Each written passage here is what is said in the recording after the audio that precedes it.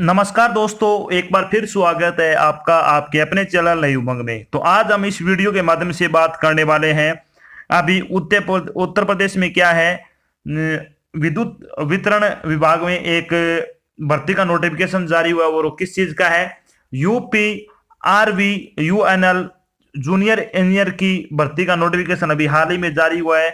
तो इस वीडियो के माध्यम से हम चर्चा करेंगे कि यूपी आरवी यूएनएल जेई का आपका सिलेक्शन प्रोसेस क्या होगा, यूपी आरवीयूएनएल जूनियर इंजीनियर का आपका एग्जाम पैटर्न क्या रहेगा, यूपी आरवीयूएनएल जेई का आपका जो सिलेबस है वो क्या रहेगा, यूपी आरवीयूएनएल जूनियर इंजीनियर की आपकी सैलरी क्या होगी, और भी बहुत सारी बातें जो कि आपके मन में डाउट बनी है, वो सारी बातें हम इस वीडियो के माध्यम से चर्चा करेंगे। और साथ में मैं आपको इसमें आपका जो सिलेबस है टॉपिक वाइज वो भी मैं आपके क्या बताऊंगा। अगर कोई चीज आपको समझ में नहीं आती है तो आपको वीडियो डिस्क्रिप्शन में एक लिंक दिया हुआ है, आप उस पर क्लिक करके सारी जानकारी देख सकते हो। इसके अलावा अगर आप का कोई डाउट है तो आप नीचे दिए गए कमेंट में भी क्या है, कमेंट करके कमेंट बॉक्स है एक नीचे, उसमें कमेंट करके अपने डाउट है वो क्लियर कर सकते हो। तो चलिए शुरू करते हैं आज की जानकारी को। आज की जानकारी वो किस चीज के बारे में है? Uttar Pradesh Uttar Pradesh आरबीयूएनएल junior engineer vacancy 2021 का नोटिफिकेशन अभी हाल ही में क्या आपका जारी हुआ है। तो उत्तर प्रदेश विद्युत उत्पादन निगम लिमिटेड यूपी आरबीयूएनएल ने जूनियर इंजीनियर ट्रेनी के पदों पर भर्ती के लिए एक अधिसूचना जारी की है। इस अधिसूचना के अनुसार यूपी आरबीयूएनएल द्वारा इलेक्ट्रिकल, इलेक्ट्रॉनिक्स और इंस्ट्रूमेंटेशन, मैकेनिकल और कंप्यूटर के 196 रिक्त पदों पर आवेदन आमंत्रित किए। योग्य और इच्छुक उम्मीदवार 10 अप्रैल 2021 से 5 मई 2021 तक आधिकारिक वेबसाइट के माध्यम से यूपी आरबीयूएनएल में यूपी आरबीयूएनएल जूनियर इंजीनियर भर्ती 2021 के लिए आवेदन कर सकते हैं। यहां हम UP RBUNL junior engineer vacancy 2021 online form के अन्य विवरण, जैसे कि इसके लिए आयु सीमा क्या होगी, शैक्षणिक योग्यता क्या होगी, सिलेक्शन प्रोसेस क्या होगा, एप्लीकेशन फीस क्या होगी और आपका टॉपिक वाइज सिलेबस क्या होगा आदि के बारे में क्या विस्तृत रूप से चर्चा करेंगे। तो चलिए सबसे पहले बात कर लेते हैं वैकेंसी डिटेल के बारे में। वैकेंसी डिटेल के बारे में अगर बात करें तो आपकी सबसे पहली बारी आती है इलेक्ट्रिकल की। पोस्ट कोड आपका 1 है, 69 पोस्ट है। इसमें जो जनरल की 42 पोस्ट है, ओबीसी की 15 है, एससी की 5 है, एसटी की 3 है और ईडब्ल्यूएस की 4 है। इसके अलावा अगर बात करें सिविल की, तो सिविल में पोस्ट कोड 2 है आपका, 78 पोस्ट है इसमें टोटल, जिसमें से 46 पोस्ट है वो जनरल के लिए है, 17 ओबीसी के लिए है, 6 एसटी के लिए है, 6 एससी के लिए, 4 एसटी के लिए और 5 ईडब्ल्यूएस के लिए है। बारी आती है इलेक्ट्रॉनिक या फिर इलेक्ट्रॉनिक कंट्रोल एंड इंस्ट्रूमेंटेशन के बारे में अगर बात करें तो पोस्ट कोड आपका 3 है, 39 पोस्ट है टोटल, 23 पोस्ट आपकी अनरिजर्व के लिए है, 6 पोस्ट ओबीसी के लिए है, 3 पोस्ट आपकी एससी के लिए है, 2 पोस्ट एसटी के लिए है और 2 आपकी क्या है ईडब्ल्यूएस के लिए है। बारी आती है आपकी कंप्यूटर के लिए। कंप्यूटर में कितनी आपकी 4 पोस्ट, आपका पोस्ट कोड आपका 4 है और 10 पोस्ट है वो आपकी अनरिजर्व की है, ओबीसी की 6 है, एससी की 2 है, एसटी की आपकी क्या है, एसटी की अगर बात करें तो कोई पोस्ट नहीं है इसमें और 1 पोस्ट ईडब्ल्यूएस की है। तो इस तरह से कि आपकी टोटल पोस्ट है इसमें 10 पोस्ट है वो टोटल कंप्यूटर साइंस में है। तो टोटल 196 पोस्ट है, जिसमें से अनरिजर्व की 117 पोस्ट है, ओबीसी की 43 पोस्ट है, एससी की 15 पोस्ट है, एसटी की 9 है, ईडब्ल्यूएस की 12 पोस्ट है। बात करते हैं इन पदों के लिए क्या है, अदर स्टेट के भी कैंडिडेट है वो अप्लाई कर सकते हैं। चलिए बात करते हैं इन पदों की लिए कि आपकी शैक्षणिक योग्यता क्या होनी चाहिए। तो एलिजिबिलिटी क्राइटेरिया के बारे में अगर बात करें तो जिन उम्मीदवारों ने संबंधित ट्रेड में इंजीनियर में क्या है 3 साल का डिप्लोमा किया हुआ है वो इसके लिए क्या है आवेदन कर सकते हैं। अगर आपने इसमें क्या है संबंधित ट्रेड से इंजीनियरिंग में क्या है 3 साल का अगर आपने डिप्लोमा कर रखा है तो आप इसके लिए अप्लाई कर सकते हो। बात करते हैं एज लिमिट के बारे में। एज लिमिट के बारे में अगर बात करें तो मिनिमम आपकी 18 वर्ष एज हो सकती है और मैक्सिमम आपकी 40 वर्ष आयु हो सकती है। इसके अलावा आपको आयु में छूट भी दी जाएगी। वो सारी चीजें आपको वीडियो डिस्क्रिप्शन में इसका नोटिफिकेशन दिया हुआ, आप उस पर क्लिक करके देख सकते हो। चलिए बात करते हैं इंपोर्टेड डेट के बारे में। इंपोर्टेड डेट के बारे में अगर बात करें तो एप्लीकेशन आपके कब से शुरू हो रहे हैं, यानी यूपी आरबीयूएनएल जेई ऑनलाइन फॉर्म कब से शुरू हो रहे हैं आपके 10 अप्रैल 2021 से शुरू होंगे। लास्ट डेट आपकी 5 मई है फॉर्म भरने की। फीस जमा करवाने की अगर बात करें तो आपकी 7 मई तक क्या अपनी फीस है वो जमा करवा सकते हो। और फीस का भुगतान आपको कैसे करना होगा, ऑनलाइन माध्यम से करना है। बात कर लेते हैं एप्लीकेशन फीस के बारे में। तो जनरल और ओबीसी के लिए 1000 रुपए है, एससी और एसटी के लिए 700 रुपए है, पीएच कैंडिडेट के लिए 10 रुपए आपकी फीस है। फीस का भुगतान आपको ऑनलाइन माध्यम से करना है, जैसे कि नेट बैंकिंग हो गया, डेबिट कार्ड, क्रेडिट कार्ड के माध्यम से आप अपना फीस का भुगतान कर सकते हो। चलिए बात करते हैं यूपीआरबीयूएनएल जेई सिलेक्शन प्रोसेस क्या होगा आपका। तो इसमें एक ऑनलाइन आपका क्या पेपर होगा, यानी सीबीटी टाइप का पेपर होगा और डॉक्यूमेंट वेरिफिकेशन होगा। इन दोनों के आधार पे क्या आपका सिलेक्शन किया जाएगा। चलिए बात कर लेते हैं जो आपका पेपर होगा, यानी यूपीआरबीयूएनएल जूनियर इंजीनियर एग्जाम पैटर्न 2021 के बारे में, यानी Uttar Pradesh आरबीयूएनएल JEE exam pattern क्या रहेगा आपका। तो उसमें आपके 2 पार्ट होंगे। पहला पार्ट होगा उसमें आपके जो ट्रेड है, जिस ट्रेड से आपने क्या है जो डिप्लोमा किया हुआ 3 साल का, उससे संबंधित आपके 150 क्वेश्चन होंगे, 150 नंबर के पूछे जाएंगे। पार्ट नंबर 2 होगा आपका, उसमें 3 सब्जेक्ट होंगे, जनरल नॉलेज और जिसको अवेयरनेस भी बोलते हैं, साथ में रीजनिंग और हिंदी। इनसे संबंधित आपके 50 क्वेश्चन होंगे तीनों सब्जेक्ट से। बताया जा रहा है कि 20 क्वेश्चन आपके जीके के होंगे, 20 आपके रीजनिंग के होंगे, 10 आपके क्या है हिंदी के होंगे। तो टोटल आपके 200 क्वेश्चन होंगे, 200 नंबर का आपका पेपर होगा और सीबीटी टाइप का आपका क्या है ये पेपर ऑनलाइन आयोजित किया जाएगा। पेपर आपका ऑनलाइन होगा, ये मैं आपको बता चुका हूं। पेपर ऑब्जेक्टिव टाइप का होगा। प्रश्न पत्र को हल करने के लिए 3 घंटे का समय दिया जाएगा।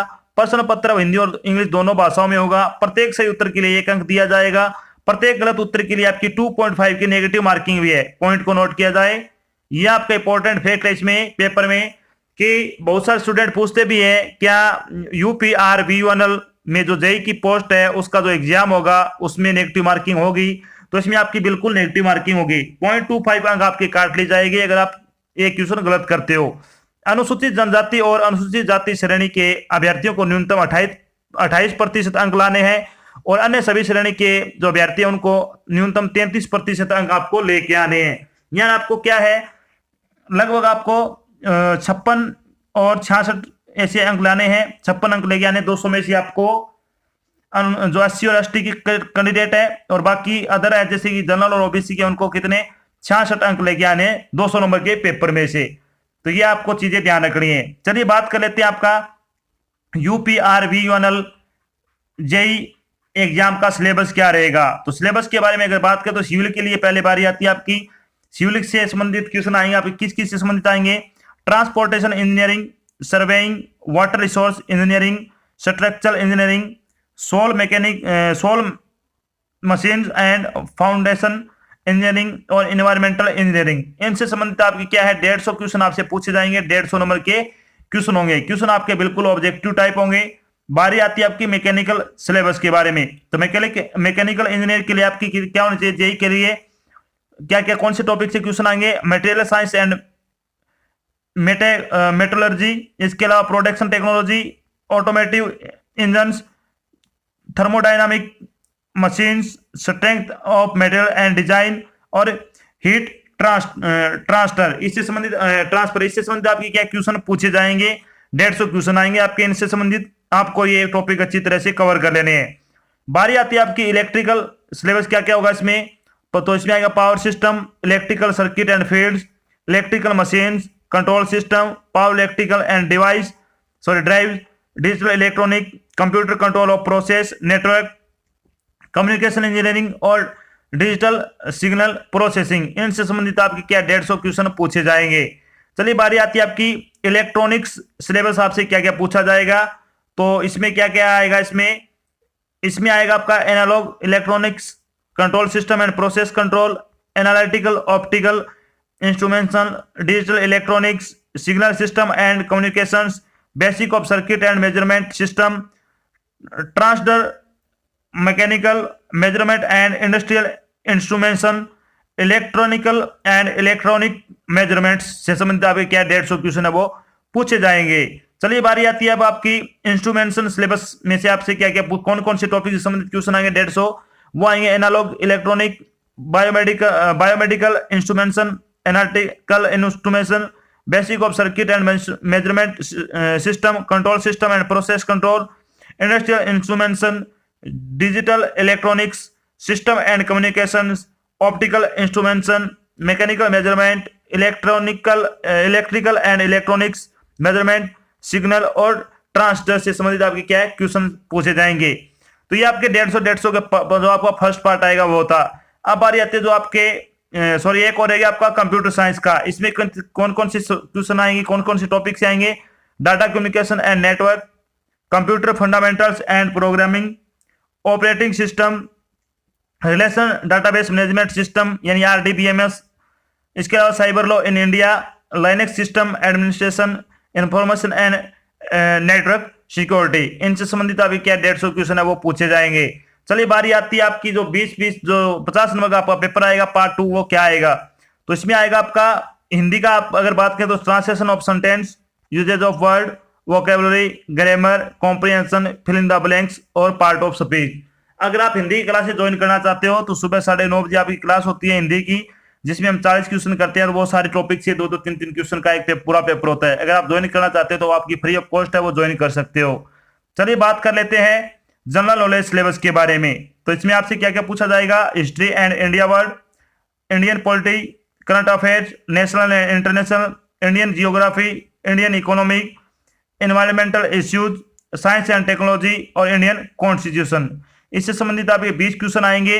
ये टॉपिक आपको क्या अच्छी तरह से कवर कर लेने हैं। चलिए बारी आती है आपकी अब रीजनिंग एबिलिटी सिलेबस क्या होगा। तो इसमें कौन कौन सब्जेक्ट आएंगे? Non verbal series, septal orientation, visual memory, discrimination, figure classification, similarities and differences, coding and decoding, relationship concept, arithmetic number series और स्पेटल विजुअलाइजेशन, एनालॉजी और अल्फाबेट सीरीज, ऑब्जर्वेशन और अर्थमेटिकल रीजनिंग। इनसे संबंधित आपके क्या 20 क्वेश्चन आएंगे। ये टॉपिक आपके इनको अच्छी तरह से आपको कवर कर लेना है। हिंदी में से आपके 10 नंबर के क्वेश्चन आएंगे, मैंने शायद वहां पे 20 बता दिया था। और रीजनिंग में आपके 20 आएंगे और जीके में 20 आएंगे। जब आपका रिटन एग्जाम हो जाएगा, आपकी मेरिट लिस्ट बनेगी और आपका डॉक्यूमेंट भी वेरिफिकेशन होगा। जब आपका सिलेक्शन हो जाएगा तो आपकी सैलरी क्या रहेगी। चलिए बात कर लेते हैं उत्तर प्रदेश यानी UP RVUNL junior engineer salary के बारे में। तो पे मैट्रिक लेवल आपका इसमें 7 लगेगा, जिसमें आपकी 44,900 रुपए से क्या आपकी सैलरी शुरू होगी पर मंथ के हिसाब से। तो इसमें बहुत अच्छी सैलरी है। अगर आप योग्यता रखते हो तो आपको ये फॉर्म है वो जरूर भरना चाहिए। तो ये तो थी आपकी एक छोटी जानकारी, जिसमें आपको बताया कि अभी उत्तर प्रदेश में RVUNL में जूनियर इंजीनियर की भर्ती का नोटिफिकेशन जारी हो चुका है। ये एक URVUNL की लेटेस्ट भर्ती है और जो आपकी JEE की भर्ती है। और साथ में मैंने आपको बताया कि यूपी RVUNL जूनियर इंजीनियर का आपका सिलेक्शन प्रोसेस क्या होगा। यूपी RVUNL जूनियर इंजीनियर का आपका जो एग्जाम पैटर्न वो क्या रहेगा। यूपी RVUNL जूनियर इंजीनियर की आपकी जो सिलेबस है वो क्या होगा, सैलरी क्या होगी, और भी बहुत सारी बातें जो आपके मन में डाउट बनी, सारी बातें मैंने यहाँ पे क्लियर कर दी है। आशा करता हूं मैंने आपको जो जानकारी दी है वो आपको अच्छी लगी और समझ में आई है। अगर जानकारी अच्छी लगे तो इस वीडियो को लाइक और शेयर जरूर करें। अगर आप चैनल पे नए तो चैनल को सब्सक्राइब कर लेना और साथ में आपको देख बेल आइकन दिख रहा है उसको आपको प्रेस कर लेना, ताकि जब भी कोई नई जानकारी डाल जाए आपके पास उसका नोटिफिकेशन आ जाए और आप जल्द से जल्द क्या वो जानकारी ज्वाइन कर सको। तो आज की जानकारी बस इतना ही, मिलते एक नई जानकारी साथ, तब तक के लिए जय हिंद, जय भारत, धन्यवाद।